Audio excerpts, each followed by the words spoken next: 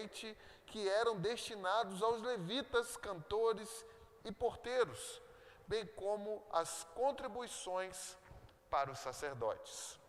Mas quando isso aconteceu, eu não estava em Jerusalém, porque no 32º ano de Artaxerxes, rei da Babilônia, eu tinha voltado para junto do rei. Mas depois de certo tempo, pedi licença ao rei e voltei para Jerusalém.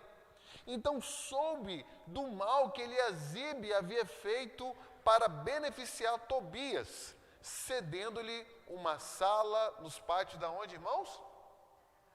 Da casa de Deus. Isso me deixou tão irritado que atirei todos os móveis de Tobias para fora da sala. Então ordenei que purificassem as salas e coloquei ali outra vez os utensílios da casa de Deus, com as ofertas de cereais e o incenso. Também soube que as porções dos levitas não estavam sendo dadas a eles, de maneira que os levitas e os cantores que faziam o serviço tinham fugido, cada um para o seu campo. Então repreendi os magistrados e perguntei: por quê? A casa de Deus ficou abandonada. Reuni os levitas e os cantores e os restituí aos seus postos. Então todo o Judá trouxe os dízimos dos cereais, do vinho e do azeite aos depósitos. Por tesoureiros dos depósitos, pus Selemias, o sacerdote, Zadoque, o escrivão, e o levita chamado Pedaías. Como assistente deles, pus Anã, filho de Zacur, filho de Batanias. Estes homens foram achados fiéis e ficaram encarregados de distribuir as porções entre os irmãos. Lembra-te de mim, ó meu Deus, e não apagues o bem que eu fiz ao templo do meu Deus e ao seu serviço. Naqueles dias, vi que em Judá havia homens que no sábado pisavam uvas dos lagares e traziam trigo que carregavam sobre os jumentos. Também no dia de sábado traziam para Jerusalém vinhos, uvas e figos e todo tipo de cargas. Protestei contra eles por venderem alimento neste dia. Também moravam em Jerusalém homens de Tiro, que traziam peixes e todo tipo de mercadorias que no sábado vendiam aos filhos de Judá e em Jerusalém.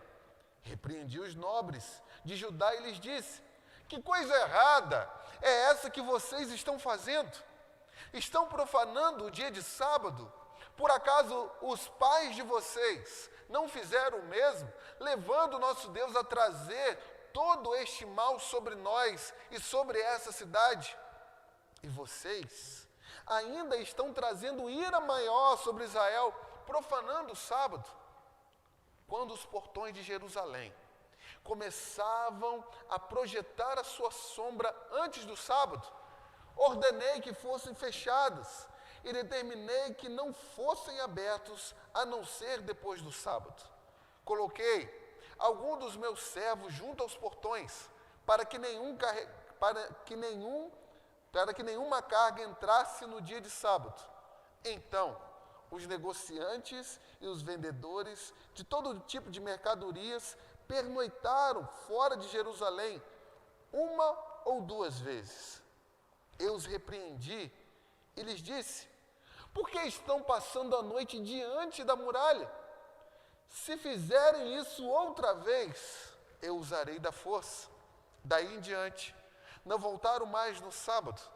Também mandei aos levitas que se purificassem e viessem guardar os portões para santificar o dia de sábado.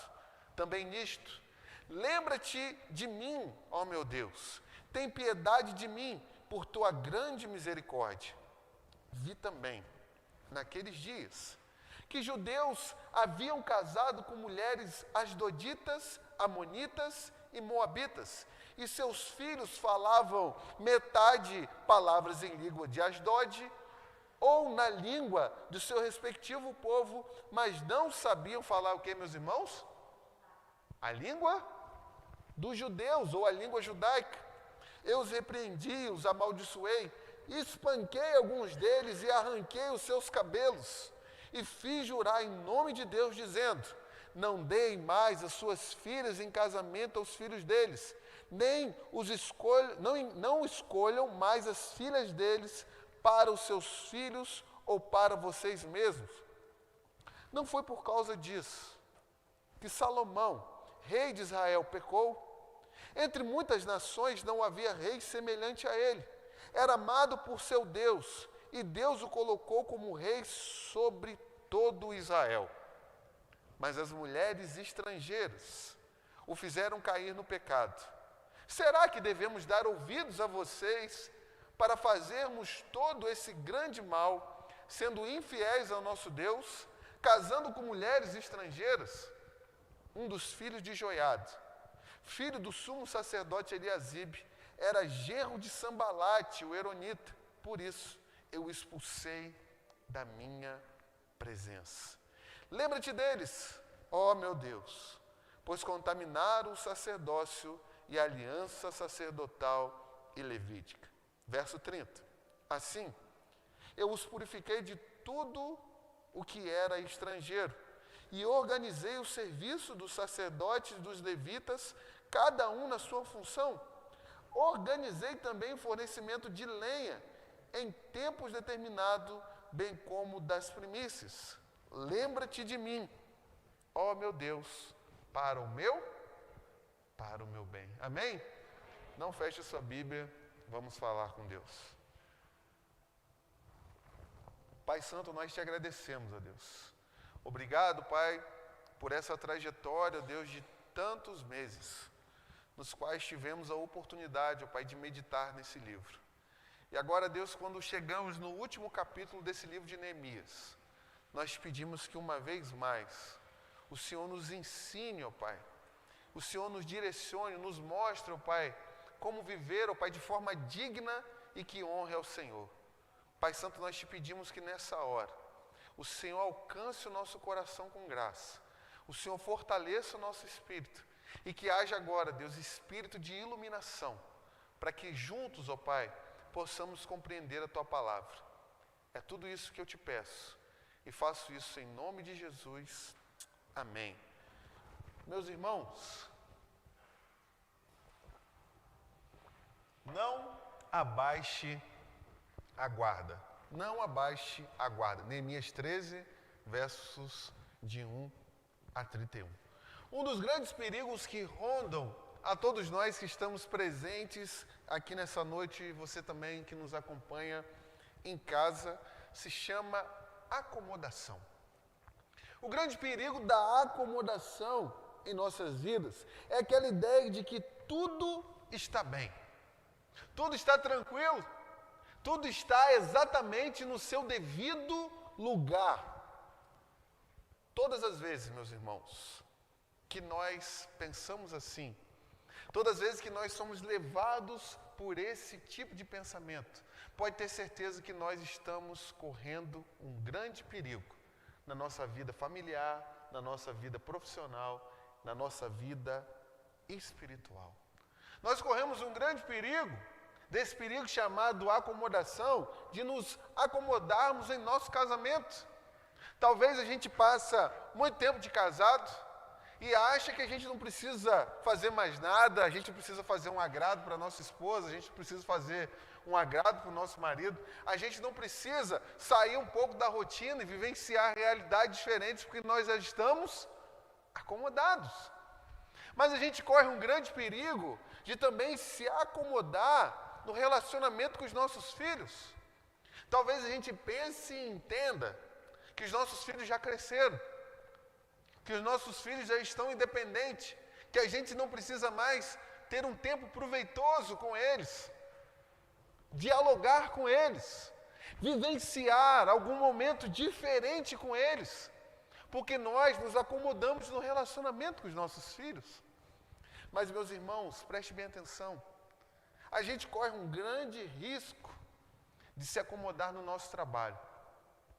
Eu tive a experiência de ficar 11 anos, quase 11 anos na mesma empresa. E depois de tanto tempo, você pode cair na ideia da seguinte ideia: eu não preciso fazer mais nada diferente, eu não preciso me dedicar da mesma forma que eu me dediquei no começo, eu não preciso ter a mesma intensidade que eu tinha quando eu comecei aqui. Deixa isso para os mais novos, aqueles que estão chegando agora, porque nós estamos nos acomodando, mas a gente corre e enfrenta o grande perigo de se acomodar na vida espiritual. Talvez a gente ache que já saiba tudo da palavra de Deus, talvez a gente ache que já viveu todas as experiências espirituais possíveis, e a gente pode se acomodar no ministério. Talvez a gente ache que não precisa evoluir mais, não precisa se dedicar mais, não precisa, quem sabe, estudar mais, se aprimorar mais, porque a gente já se acomodou. Mas existe uma verdade, e essa é certa: a acomodação é uma porta aberta para a ação de Satanás na vida de cada um de nós que está presente aqui nessa noite.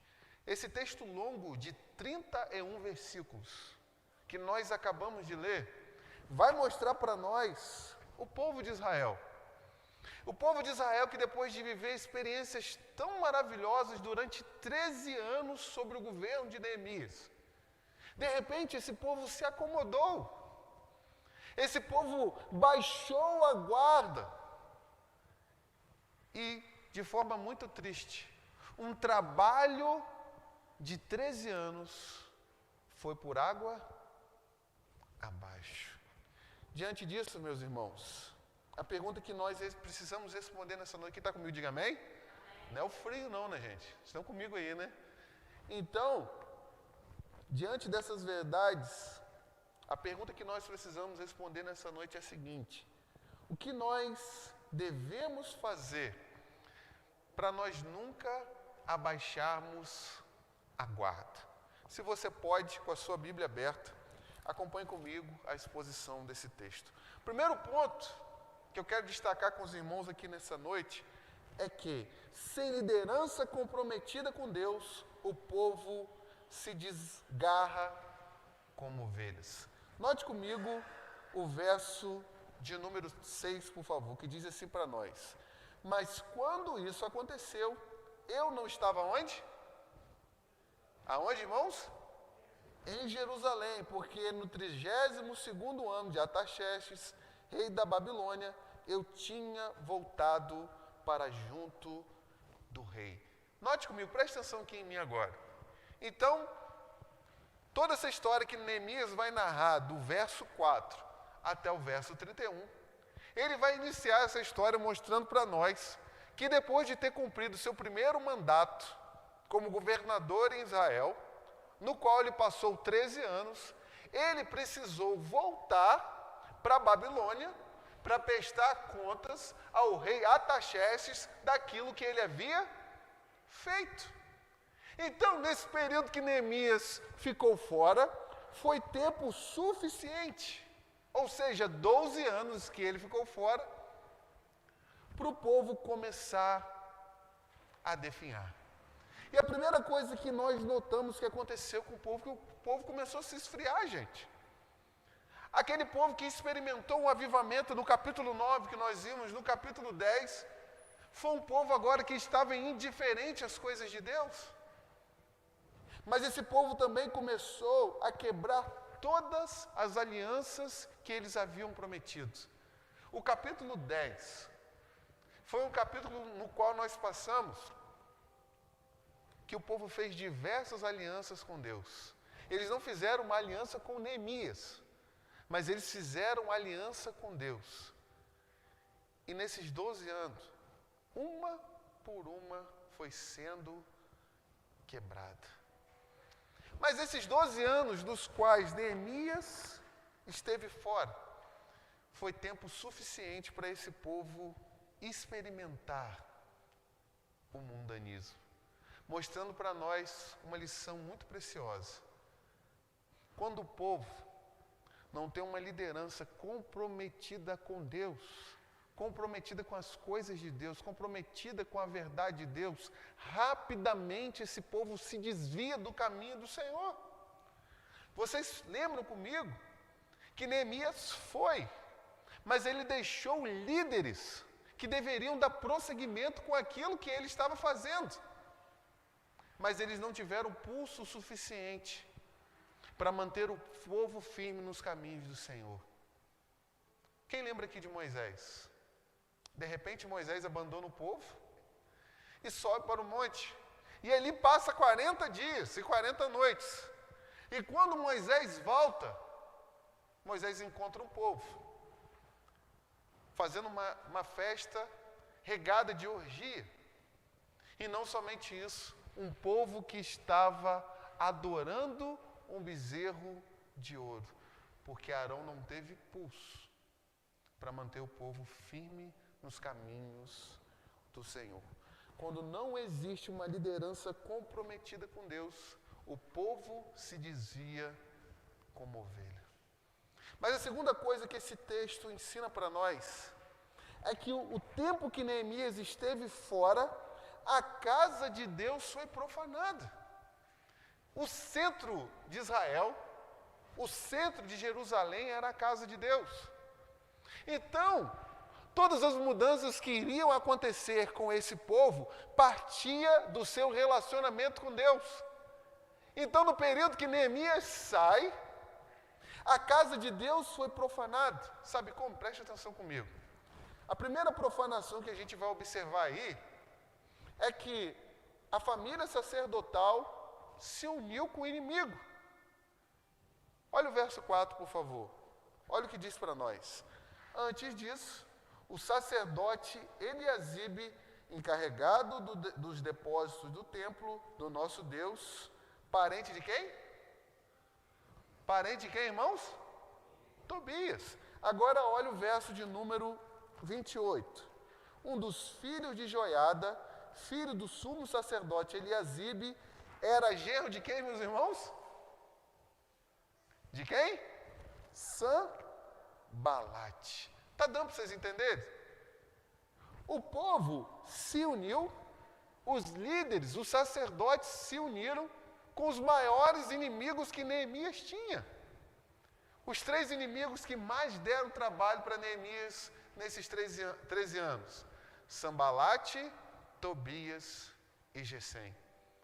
Então, a liderança se une agora com o maior inimigo, e aqui a gente precisa notar uma coisa, não é o maior inimigo de Neemias, é o maior inimigo do povo de Deus.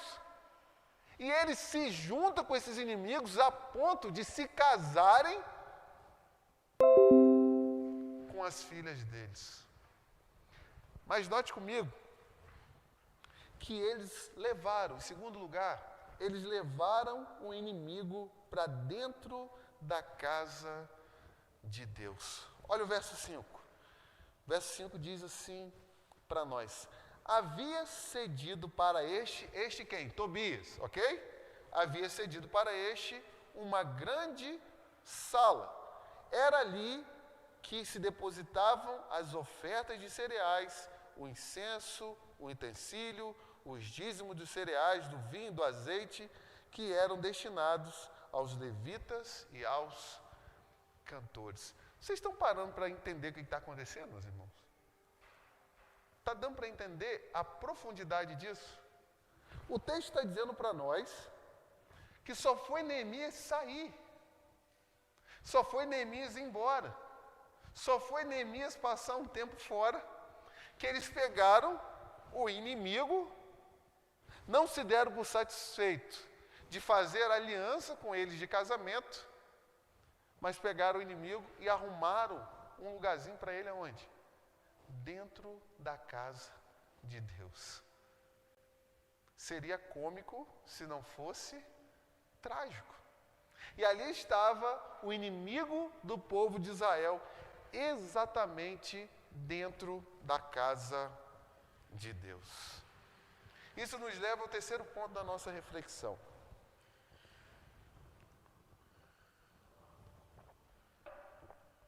Quais são as consequências, meus irmãos? de nós abaixarmos a guarda e deixarmos o inimigo entrar em nossa vida. Trazendo um pouco aqui para nós, nesse momento. O povo deixou que o inimigo entrasse dentro de Jerusalém. Deixou que o inimigo participasse da vida pública do povo, da vida do povo. Mas e nós? Qual o perigo da gente deixar que o inimigo, de forma sorrateira, em meio à nossa falta de vigilância, em meio à nossa falta de atenção, quais são os perigos do inimigo entrar em nossas vidas, meus irmãos?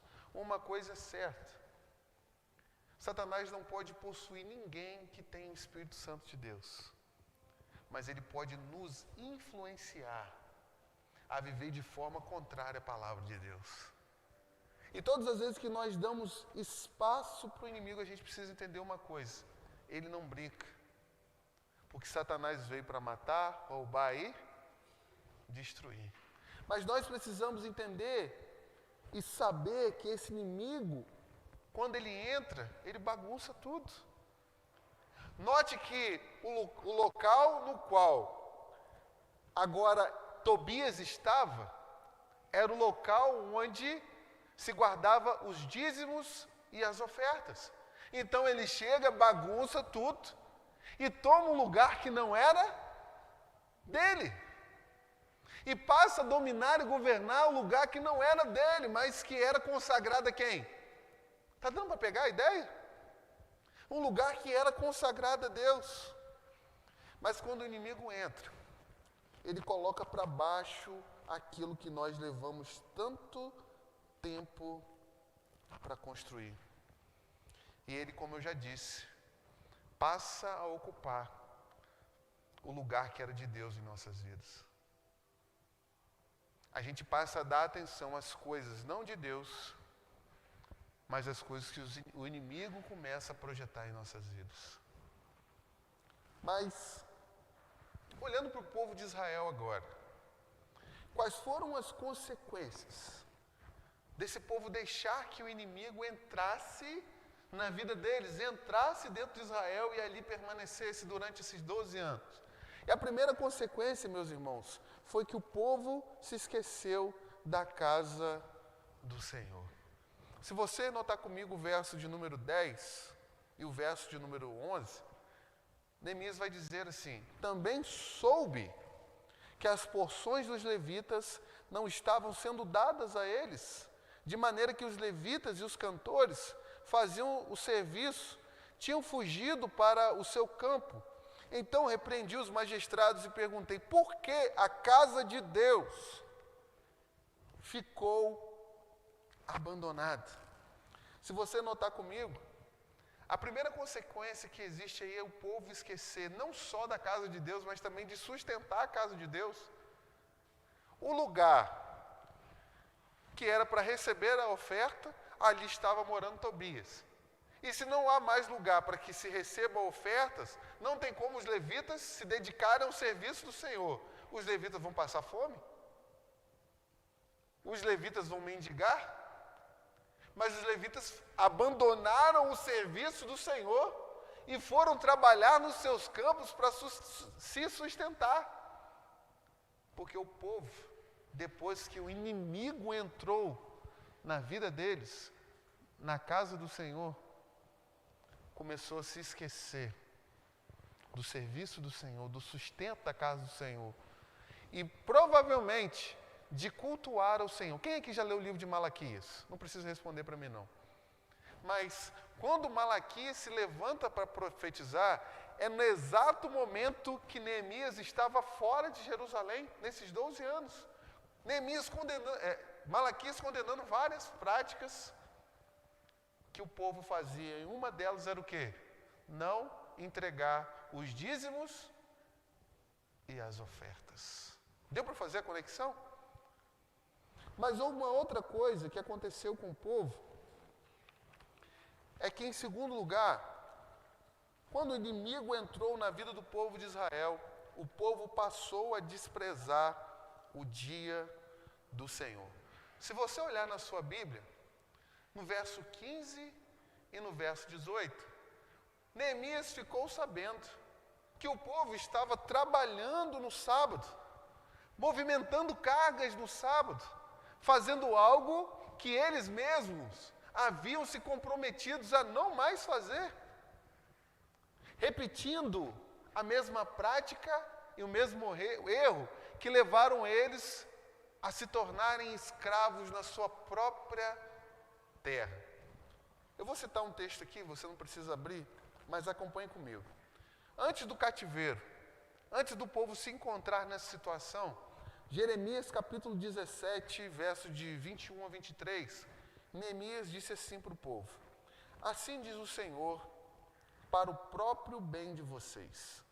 Tenham cuidado de não levar cargas no dia de sábado, nem introduzi-las em Jerusalém pelos portões. Não saia de casa carregando objetos no sábado, nem façam trabalho. Pelo contrário, santifiquem o dia de sábado como ordenei aos seus pais. Está dando para entender? Então o povo passa a fazer algo pior do que os pais deles. Por que era pior que os pais deles? Porque eles não só ouviram a palavra de Deus, mas viram a experiência que os pais deles enfrentaram por desobedecer a palavra de Deus. Então eles estavam fazendo pior do que os seus pais. Trazendo para os nossos dias agora, quando o inimigo entra na nossa vida, quando ele bagunça o lugar que era de quem? De Deus. A gente não só esquece da casa de Deus, de contribuir para a obra de Deus, mas a gente esquece também do sagrado dia do Senhor.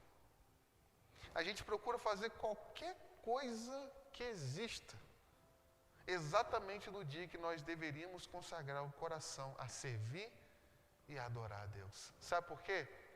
Os nossos valores começam a ruir, começam a definhar, porque alguém está no lugar que era para Deus estar. Mas observe comigo, meus irmãos, que depois que o inimigo entrou na vida do povo, depois que o povo abaixou a guarda, depois que o povo se acomodou, esse povo de Israel esqueceu da santidade. Quero ler com você o verso de número 23, que diz assim para nós: vi também naqueles dias que judeus haviam casado com mulheres asdoditas, amonitas e moabitas. Note o verso 26 agora. Não foi por causa disso que Salomão, rei de Israel, pecou. Entre muitas nações não havia rei semelhante a ele. Era amado por seu Deus, e Deus o colocou como rei sobre todo Israel.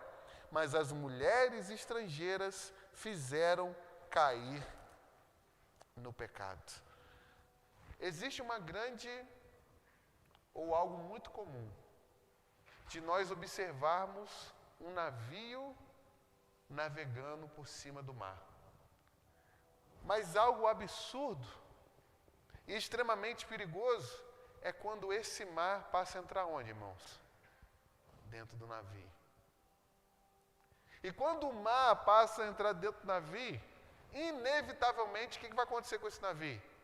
Afundar. E existe uma grande dificuldade quando o mundo passa a entrar onde? Na igreja. Quando o mundo passa a entrar em nossas vidas. Quando a gente começa a se mundanizar e achar que tudo aquilo que o mundo faz é normal. Se vocês observarem, o texto vai dizer, no verso de número 23, que eles começaram a casar com mulheres amonitas, moabitas. E qual que era o resultado disso tudo? Os filhos.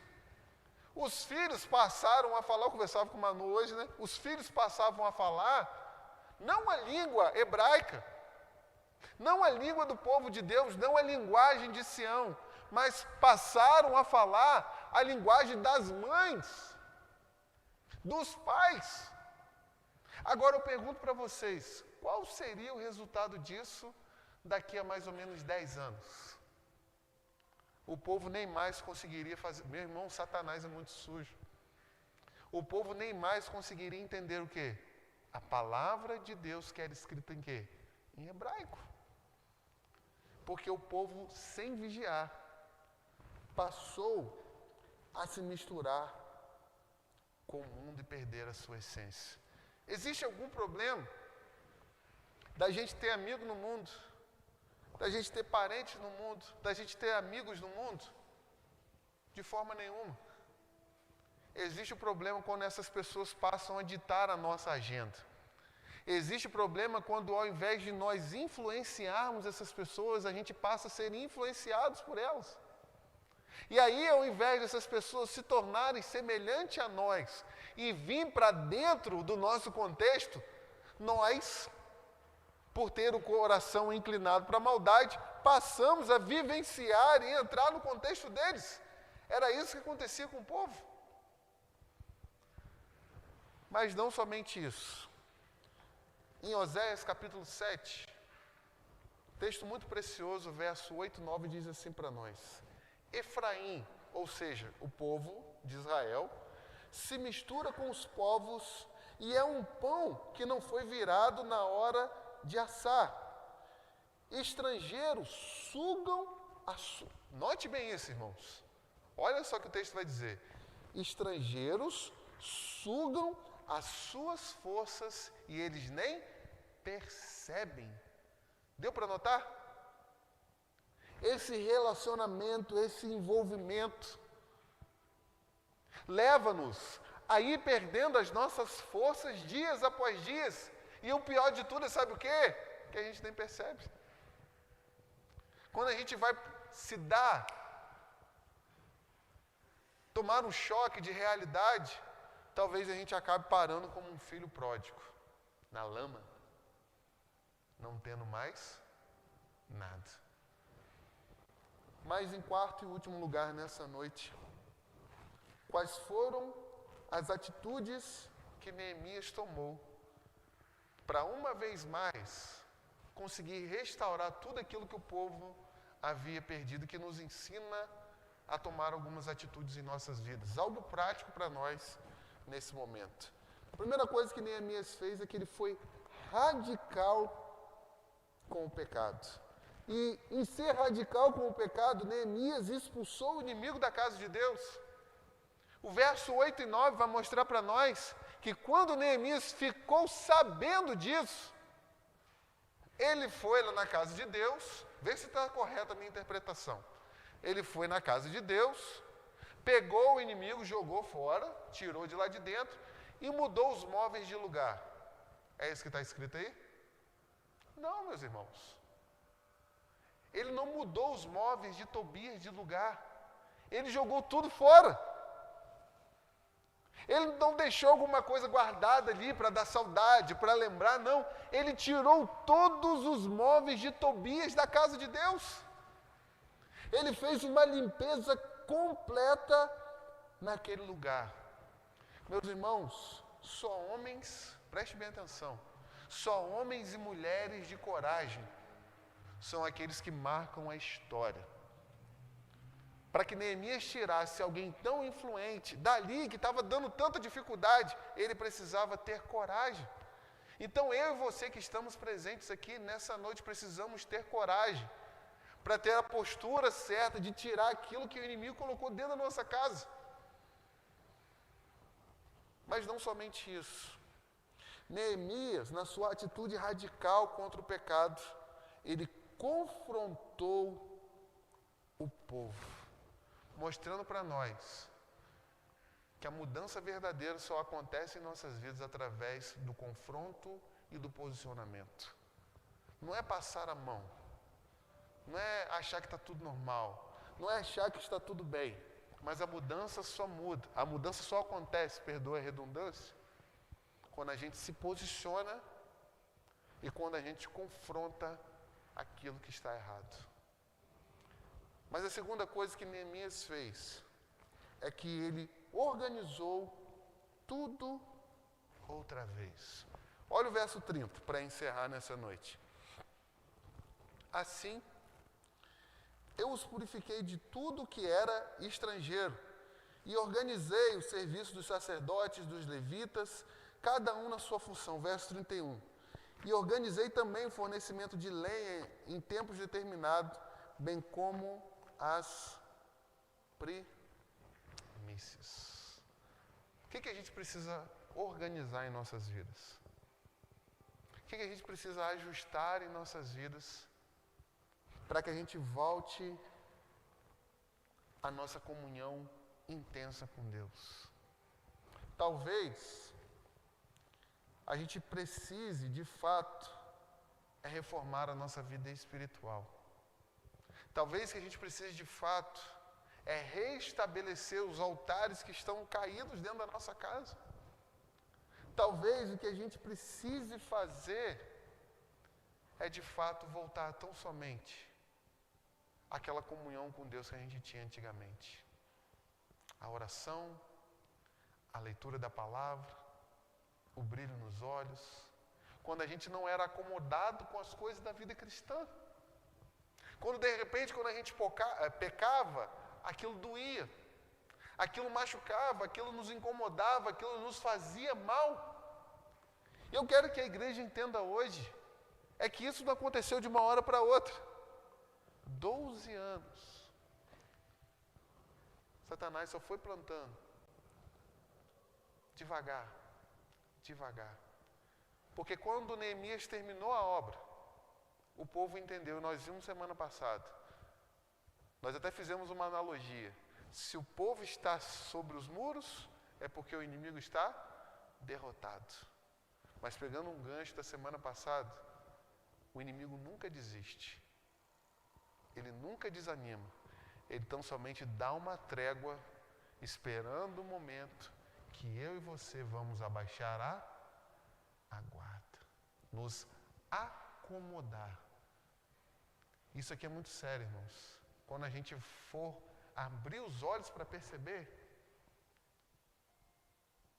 nem a presença do Espírito Santo a gente consegue sentir mais nas nossas vidas.